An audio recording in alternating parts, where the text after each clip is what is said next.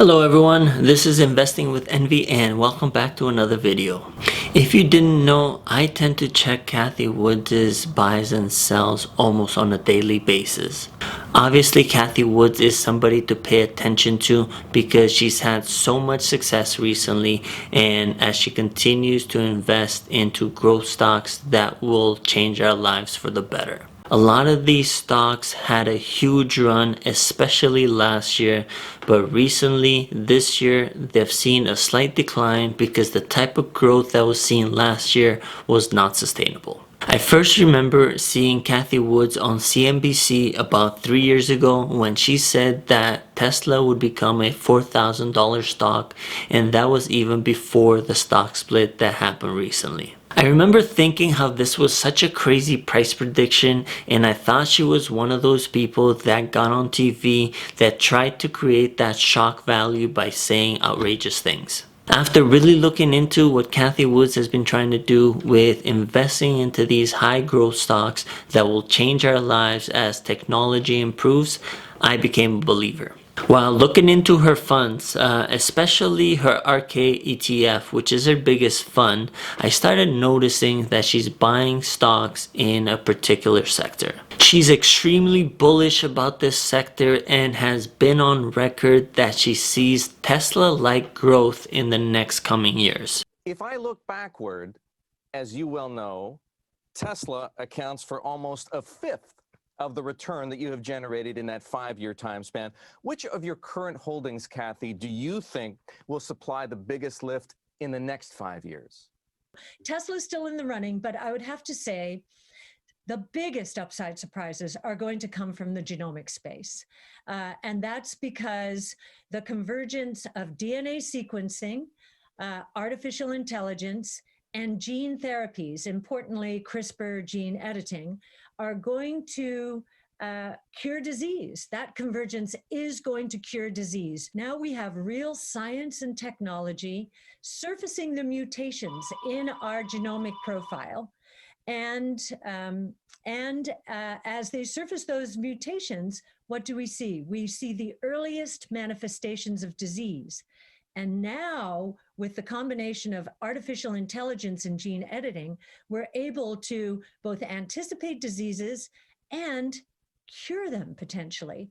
Beta thalassemia, we're seeing it, sickle cell disease. We even think it will work in diabetes, which is where most, if you look at the largest category of spending year to year in healthcare, it's diabetes. So as you can see, genomic sequencing and the biotech sector is a sector that Cathy Woods is super bullish on because they're expected to cure diseases at a fraction of what the cost is to cure diseases now, which is extremely costly. This is the power of technology because it aims to make things cheaper, faster, and more efficient. As you may have seen during the pandemic, hospitals have been extremely overwhelmed taking care of patients as a result of the pandemic and also taking care of patients with their natural health concerns. Hospitals are using a ton of resources, and in Canada, hospitals are using a tremendous amount of capital that comes from the taxes to provide free healthcare to Canadians. The Canadian government is continually having to print more money in order to sustain this level of demand for healthcare, and which is further contributing to the growth of inflation. The cost can be so high if you're an individual that is in a private healthcare system that it is a family's worst nightmare if they have a family member that requires consistent healthcare. These costs can be in the tens and hundreds of thousands of dollars, and it creates a tremendous amount of stress that we wouldn't want to wish on anyone. If you're someone who's self-reliant in a private healthcare system and you become ill, what do you worry about? Do you worry about getting better or how you're going to pay for all these medical expenses? If you're an individual in a private healthcare system but you have insurance, it is in the insurance's best interest that you are cured from your disease as fast and as inexpensive as possible because they're in business to make money. If you're in a public healthcare system like in Canada, then the government would support these companies to help cure diseases because they want you to feel better and for the cure to be as inexpensive as possible, so they're able to use less resources and less taxes in order for you to feel better. For these reasons, there should be huge support from individuals, insurance companies, and governments for these biotech companies to succeed, because they will help us cure diseases at a cost much less than it is right now. So let's have a look at what Cathy Woods has been buying and selling in her biggest fund, which is the RK ETF. Now, what I want you guys to focus on is what she's been selling also, because she seems to have been selling everything that's not related to the biotech industry. Alright, so let's have a look at here. So right away, I see that she's bought CRISPR on October 13th. I see Beam on October 13th as well. I see Intelia bought on October 12th.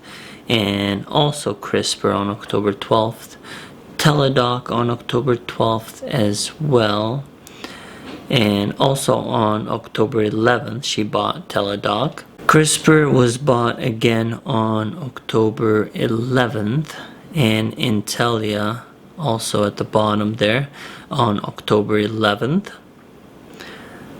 And as we're scrolling by, so you can see the many sells that she's done, and most of them are not in the biotech sector. Intelia again was bought on October 8th, and you can see Teladoc was also bought on October 8th. Beam was bought on October 8th and the 7th. And let's see, Pacific Biosciences was bought on October 6th. So as you could see, as we were scrolling down there was a whole lot of sells, and most of them were in other technological sectors, and they weren't in biotech. My belief for these sells could be because these stocks could potentially be overbought, and Cathy Woods just wanted to reduce her risk on some of these stocks. This is not to say that she doesn't have high conviction on these stocks, because I saw names like Tesla and Coinbase, and I know she's very bullish on these stocks long term. We're going to look at some of these companies individually and see what price targets analysts have for each of them, and we're first going to start with Teladoc. As you can see, there are 28 analysts covering the stock. 25% of them have it as a strong buy, 28% have it as a buy, and 42% have it as a hold.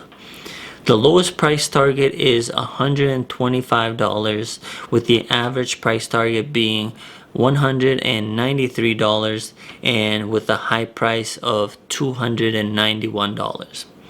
The current price is $136, which means there is about a 41% upside if the stock were to reach the average price target of $193, which means the stock is selling at a pretty good discount right now. Let's have a look at CRISPR and see what analysts think of the stock. Currently, there are 22 analysts covering the stock, and 27% of them have it as a strong buy, 40% have it as a buy, 27% have it as a hold, and 4% have it as it will underperform.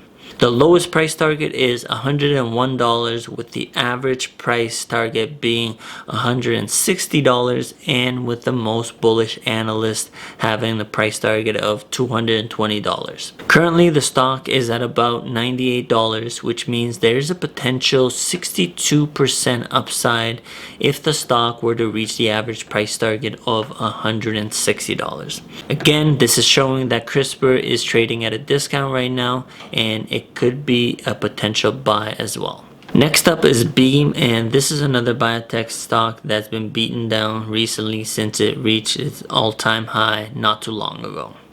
Beam has 10 analysts, and 50% of them have it as a strong buy, 20% have it as a buy, and 30% have it as a hold. Most bearish analysts have a price target of $85, with the average price target being $128, and with the high price target being at $150. The current price of the stock is 93, and which means that there is about a 38% upside. The current price of the stock is $93, which means there is about a 38% upside if the stock were to reach the average price target of $128. Next up is Intelia, and there is 18 analysts covering the stock, with 22% having it as a strong buy, 61% having it as a buy, and 16% having it as a hold. The most bearish analysts have a price target of $130, the average price target being $175, and the most bullish price target being $250. The current price target is $130, and there is about a 38% upside if the stock were to reach $175. The last stock we will look at is Pacific Biosciences, and this stock has 5 analysts covering it, with 20% having it as a strong buy rating, 40% having it as a buy rating, and 40% having it as a hold. The lowest price target is $30, with the average price target being $45, and the most bullish analyst having a price target of $62. The current price is $24 right now, and the stock could have as much as a 84% upside if the stock were to reach the average price target of $45. There seems to be a sale in these stocks right now, and Pacific Biosciences seems to be extremely undervalued, and it's a stock that could potentially have the most upside out of all the stocks that we covered. We're getting closer and closer to curing diseases that have hurt so many families, and we're getting closer to saving more lives through genomic sequencing and through newer technologies that are being developed. The stocks that Cathy Woods has been buying recently are all looking to cure diseases, and I feel like they will be supported by the individuals that have to pay such high healthcare costs. They will be supported by the insurance companies that are in business to make money and don't want you to get sick, and they will be supported by governments because they won't have to spend so much of their yearly budget on healthcare. I wouldn't say the same for the pharmaceutical companies, because they will fight this evolution because they are losing a whole lot of money, but at the end, technology usually wins. Let's have a look at another video of why Cathy Woods has such high conviction for these stocks.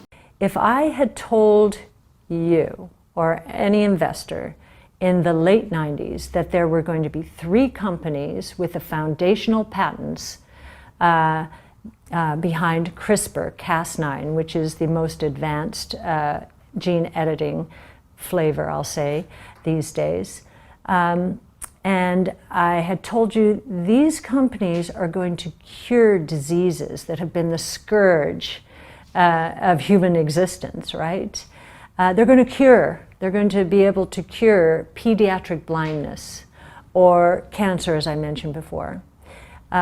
My guess in the late 90s, when investors were chasing dreams and too much capital chased too few opportunities too soon, that those 3 companies would have accumulated in market cap to roughly $200 to $300 billion in market cap, right?